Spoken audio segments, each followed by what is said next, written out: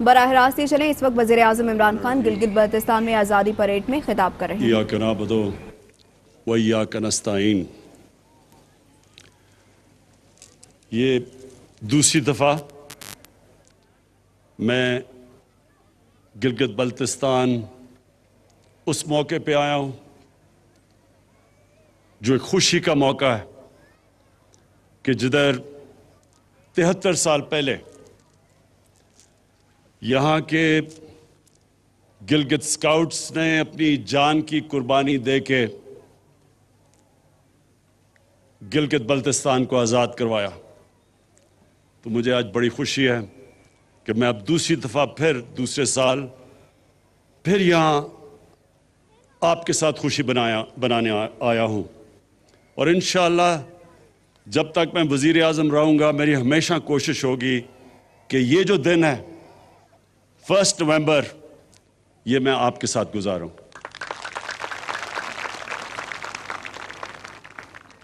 میں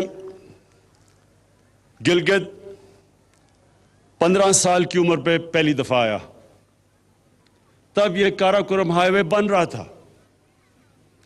میں اپنے اسکول کی ٹیم کے ساتھ آیا، اور وہ جو 15 سال سے مجھے ٹریکنگ کا شوق ہوا وہ آج تک ہے، اور وہ اس لیے کہ اس سارے علاقے میں جو ٹریکنگ ہے وہ دنیا میں کہیں نہیں ہے۔ یہ وہ اللہ نے اس علاقے میں وہ خوبصورتی دی ہے، اور اس طرح کے جو پہاڑ ہیں اور ان پہاڑوں کے اندر جو علاقے ہیں وہ کہیں دنیا میں نہیں ہیں۔ تو میں صرف ایک میرا پرائم منسٹر بننے کا ایک نقصان یہ ہوا کہ میں اب ٹریکنگ نہیں کر سکتا، لیکن جب بھی موقع ملا تو انشاءاللہ یہاں پھر سے آؤں گا ٹریکنگ کرنے کے لیے۔ خواتین و حضرات، آج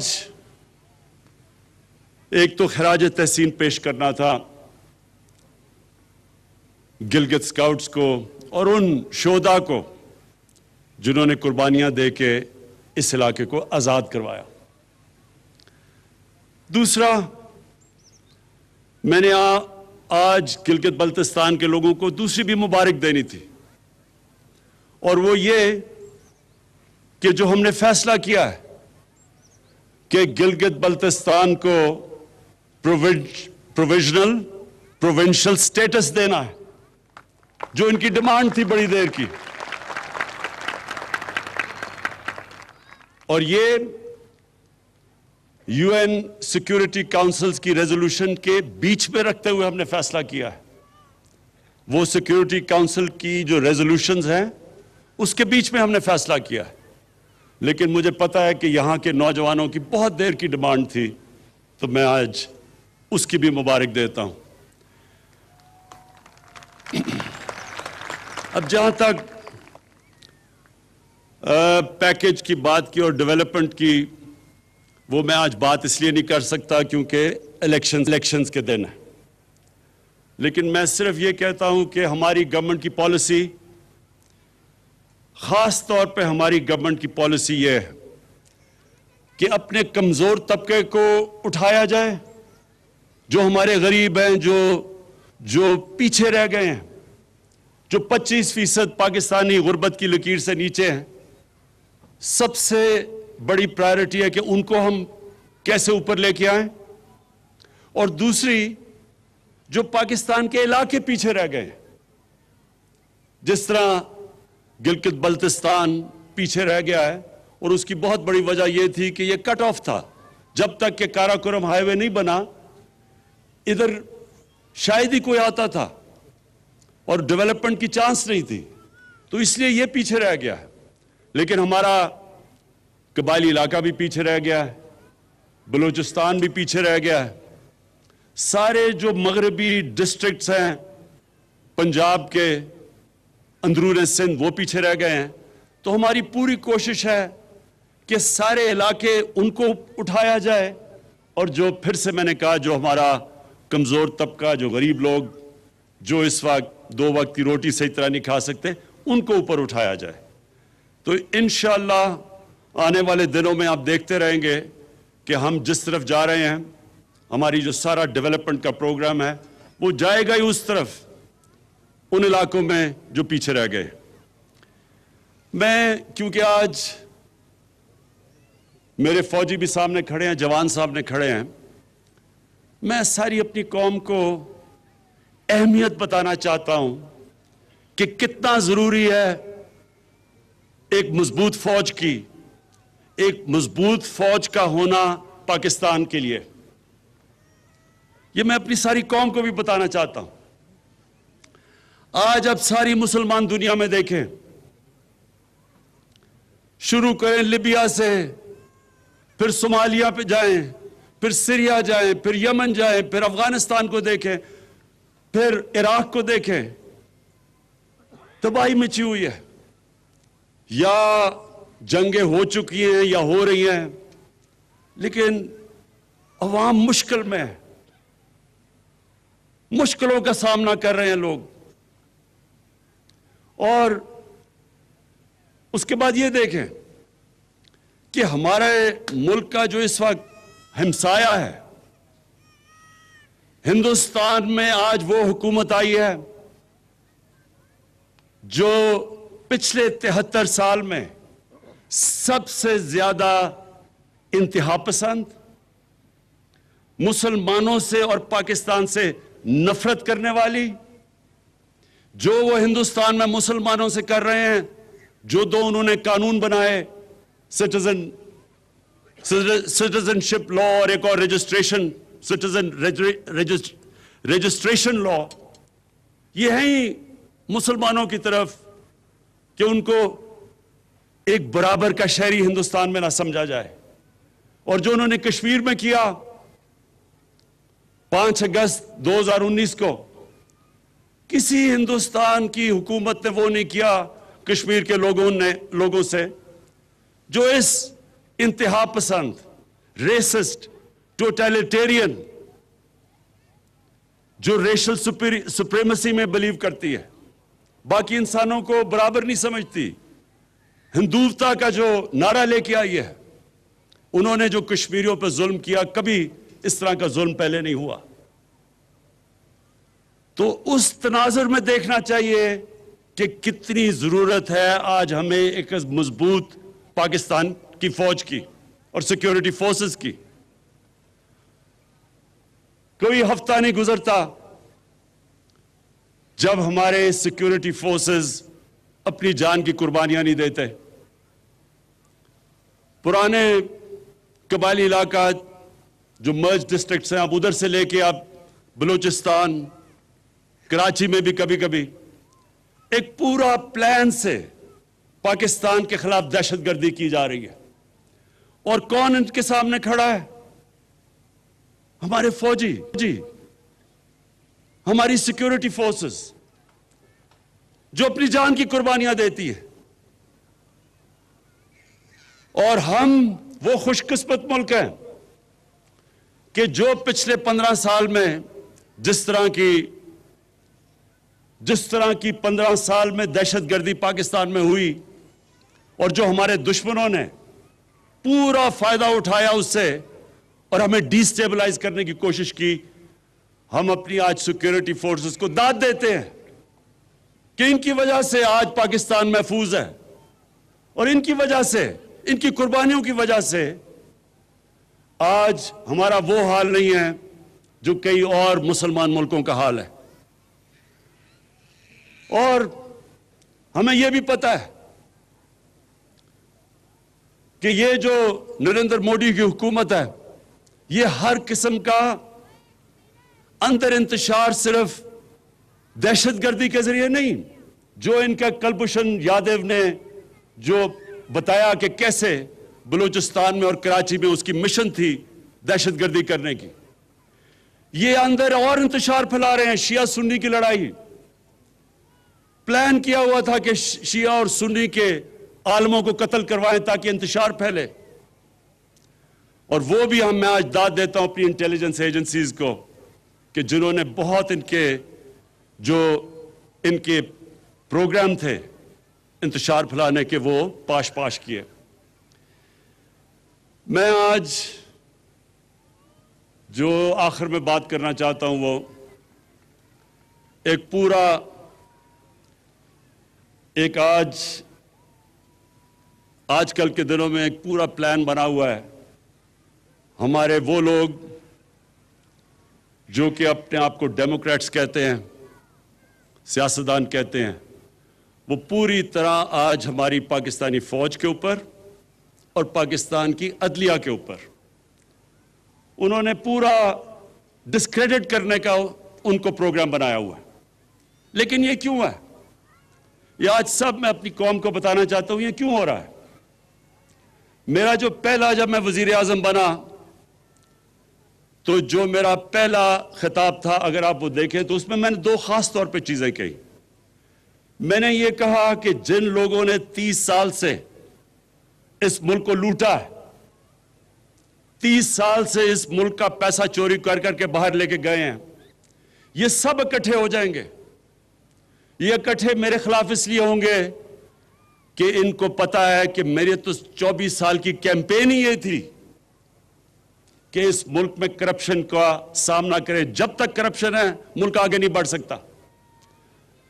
اور میں نے کہا یہ سب اکٹھے ہوں گے. اور میں نے دوسری بات کہی کہ جس چیز میں پاکستان کا فائدہ ہے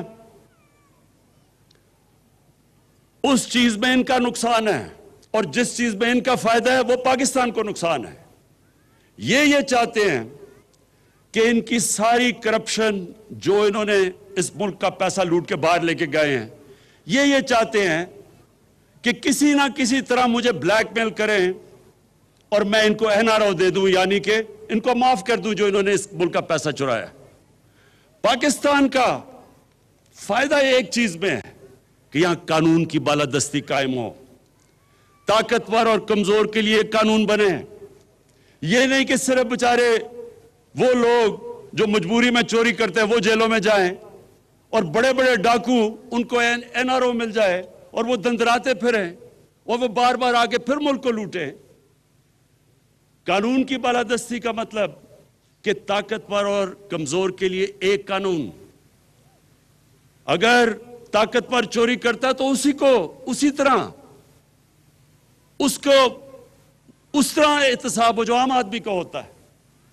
تو یہ میں نے کہا کہ ان کا جو انٹرسٹ ہے وہ پاکستان کے انٹرسٹ کے خلاف ہے, اور یہ آج ثابت ہو رہا ہے. سب اکٹھے بھی ہو گئے ہیں اور پوری طرح بلیک میل. پہلے انہوں نے مجھے بلیک میل کرنے کی کوشش کی, معاشیت پہ, الیکشن جی غلط ہو گیا, ہم نے کہا کھول دو الیکشن, ادھر سے بھی بھاگ گئے. معاشیت اللہ کا شکر ہے کہ ایک وہ ملک کے چھوڑ کے گئے تھے جس کا دیوالیہ نکلا ہوا تھا, اللہ کا کرم ہے کہ وہ بھی صحیح طرف لگ گیا ہے. اس کے بعد کرونا کے اوپر انہوں نے کوشش کی. آج دنیا اکنالج کرتی ہے کہ جس طرح پاکستان کرونا سے نکلا ہے شاید ہی کوئی اور ملک نکلا ہو. پھر فیٹف کے اوپر جو ہندوستان پوری کوشش کر رہا تھا کہ پاکستان کو فیٹف میں بلیک لسٹ کروائیں, اس پہ بلیک میل کرنے کی کوشش کی, اس میں بھی میں بلیک میل نہیں ہوا. تو اب انہوں نے پاکستانی فوج کی طرف, پاکستان کے آرمی چیف, ISI کے چیف کے اوپر اب انہوں نے بندوقیں تانی ہوئی ہیں. پہلے تو میں آج اللہ کا خاص شکر ادا کرتا ہوں کہ اگر یہ ISI کے چیف کو اور آرمی چیف کے خلاف بات کر رہے ہیں, اس کا مطلب میں نے بالکل ٹھیک ان کو منتخب کیا. یہ میری سلیکشن بالکل ٹھیک تھی, کیونکہ اگر یہ ڈاکو ان کے خلاف بول رہے ہیں اس کا مطلب وہ ٹھیک لوگ ہیں. دوسری, میں آپ سب کے لیے, اپنی قوم کے لیے ایک چیز کہنا چاہتا ہوں کہ آپ اگر اسلام کی تاریخ پڑھیں, بر صغیر میں مسلمانوں کی تاریخ پڑھیں, تو مسلمان بہت کم, جب مقابلہ ہوتا تھا دشمن کا اور مسلمانوں کا, ڈٹ کے مقابلہ کرتا تھا مسلمان. لیکن نقصان مسلمانوں کو تب سب سے زیادہ پہنچایا مسلمانوں کے میر جعفر اور میر صادق نے. یہ وہ غدار تھے جو اندر سے سازش کر کے مسلمانوں کو انہوں نے ان قوموں کو غلام بنا دیا صرف ذاتی فائدوں کے لیے۔ قرآن شریف میں منافق کا درجہ کافر سے نیچے رکھا ہوا ہے، کیونکہ وہ آپ کا بننے کی کوشش کرتا ہے، وہ اندر سے جڑیں کاٹ دیتا ہے۔ جنگ خندق میں جب نبی صلی اللہ علیہ وسلم مکہ کے کفار کا مقابلہ کر رہے تھے تو اتنا ہی بڑا جتنا کفار کی فوج تھی، اندر منافقین سے خطرہ تھا، اور اس لیے اللہ نے کہا تھا کہ ان کا درجہ کافر سے نیچے ہے، یہ زیادہ نقصان پہنچاتے ہیں۔ اور آج ہم پاکستان کے میر جعفر، میر صادق اور میر ریاض صادقوں کو دیکھ رہے ہیں۔ یہ وہ لوگ ہیں جو آج نریندر مودی کی زبان بول رہے ہیں۔ دنیا نے کہا کہ جس طرح پاکستان نے پلوامہ کے بعد اپنے آپ کو کنڈکٹ کیا، مجھے سارے دنیا کے ہیڈز آف سٹیٹ کے مبارکی کے میسیجز آئے، اور یہ آج کہہ رہا ہے کہ جناب پاکستان نے ڈر کے کیا، جو کہ نریندر مودی نے ساری الیکشن کیمپین کی تھی اس پہ۔ اور سارا مقصد ان کا مقصد ہے کیا؟ سارا مقصد ایک ہے کہ کسی نہ کسی طرح عمران خان بلیک میل ہو کے ان کی اربوں روپے کی لوٹی ہوئی دولت جو باہر لے کے گئے ہیں، وہ کسی طرح اس کے لیے NRO دے دے، معاف کر دے۔ میں آج اپنی ساری قوم کو کہنا چاہتا ہوں کہ عمران خان کبھی ان ڈاکوؤں کو معاف نہیں کرے گا، بلکہ جس طرح انہوں نے ہماری عدلیہ کو اٹیک کیا، عدلیہ کے اندر بھی کوشش کریں کہ ایک جج کو اوپر چڑھا دیں۔ جب ان کو معاف کیا گیا حدیبہ پیپر مل میں سپریم کورٹ نے، تو تب عدلیہ ٹھیک تھی، لیکن جب ان کے خلاف 5 ممبر بینچ کا فیصلہ آتا ہے جو آج باہر بھاگا ہوا ہے، اس کے اوپر منی لانڈرنگ کا فیصلہ آتا ہے، تو تب عدلیہ بری ہے۔ اسی طرح جو فوج کے اوپر پریشر ڈالا ہوا ہے، یہ صرف اور صرف کوشش ہے کہ کسی طرح ہم اتنے پریشر میں آئیں کہ ہم ان کو معاف کر دیں۔ اب تک میرا پورا زور تھا پاکستان کی معیشت ٹھیک کرنے کا، کیونکہ ہمارے ملک کی معیشت کا بہت برا حال تھا۔ معیشت کے اوپر ابھی بھی میں زور لگاؤں گا۔ یہ میں آپ سب کو کہہ دوں کہ ابھی بھی انشاءاللہ معیشت پہ زور لگا رہے ہیں، کیونکہ وہ اللہ کا کرم ہے، صحیح طرف نکل گئی ہے۔ لیکن اب میں قانون کی بالادستی کے اوپر اتنا ہی زور لگاؤں گا۔ جو سٹیٹ کے ادارے ہیں، ان کو اب میں خود دیکھوں گا کہ اس ملک میں قانون کی بالادستی قائم کرے، اور یہ جو طاقتور، اس ملک کے طاقتور مجرم، یہ جو اس ملک کو بلیک میل کرنے کی کوشش کر رہے ہیں، ان کو قانون کے نیچے لے کے آئیں۔